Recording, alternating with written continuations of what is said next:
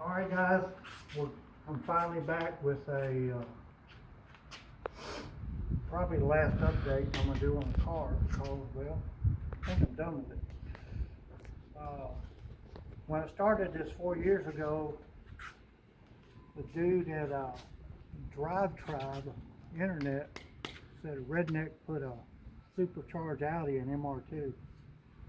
Okay, well, to Nate Olson and Dylan and all y'all, come on, let's take a look.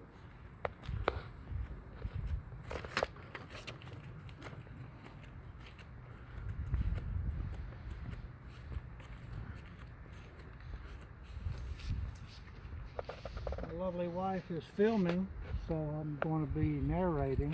She's going to be the film crew. I've got my trusty yard, my trusty puppy, and anyway, just take a peek. I want y'all to see the paint job. Looks like it's about 10 feet deep. Got a lot of sparkle in it. Looks like a bass lure. Okay. Alright, come on around this way. I got the back end finished. Got the Lexan. That's my alarm. Got the supercharger in it. Got the carbon fiber around it. Done everything I could possibly do. Alright. I went with a Lexan back windshield instead of the original. Kept breaking them. Putting this M90 on an Audi intake is a little tough because the Audi intake is made of magnesium, and well, aluminum does not weld to magnesium, so I had to go through a couple of hoops to get that taken care of. Alright, unlock. Inside, if you'll notice, I'm going to put my keys up there. I can't see nothing. All the gauges, y'all seen these gauges before. Every one of them's got a purpose. I've got oil temp, water temp, got temperature at the oil filter. I even got a boost gauge. Alright, if you look up on the, I'm not finished with this yet on the headliner, but if you know, I got a center console. I'm going to let my wife sit right here. I'm going to work a couple of switches for you.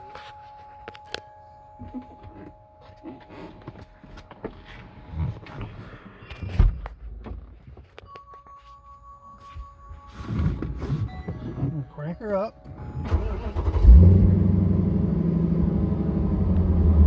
Up here, these switches, I've got to redo this, but I was going to tell you what's up with this.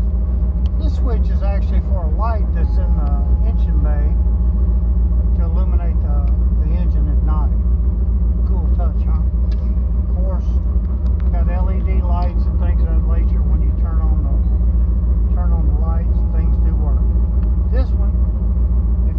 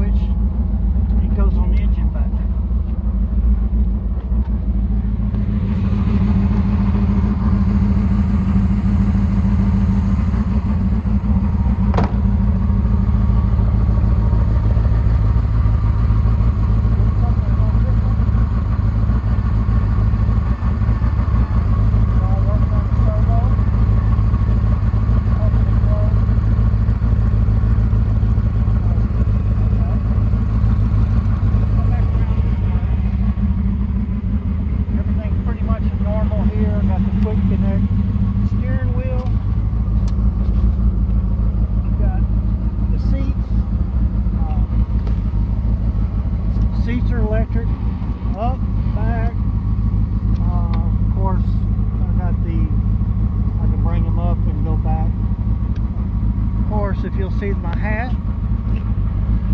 It's the same as the backrest that I had done on the seats. When I walk around front,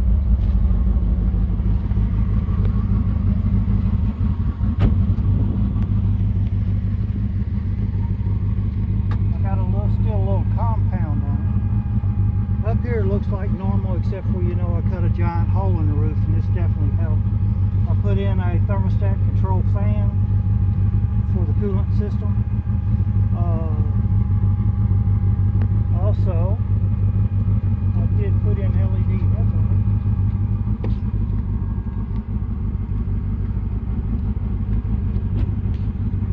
These are real nice. Of course, the fog lights are down below the grill. I did that because I actually like the idea of getting away from the MR2 grill.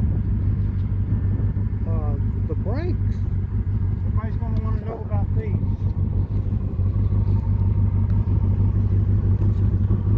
If you look real close, that's a 13.5-inch rotor. That's not a Brembo caliper, it's a Brembo cover. But your MR2 brakes are under there. Basically, just made everything to fit those. I actually got the part number for those if somebody wants to do that. On the back end, same thing, but these are 12.5-inch rotors. Guess what? I've got a parking brake. As a matter of fact, it's on right now. So those people that tell you you can't have a parking brake in big rotors, I figured a way out. I put a little air scoops on here for the air induction. I changed these up a little bit. I think it looks a little bit different. Of course, you know this car has 10.5 inches longer wheelbase. We'll back up just a little bit. On this side where the sun's not hitting it, you don't get all the nice little sparkles and stuff you do in the paint. I'm going to hand that out to Trent. He put the paint on it. He did a real good job. And a guy named Robert that did some shining on it. Looks good. But anyway, walk around by.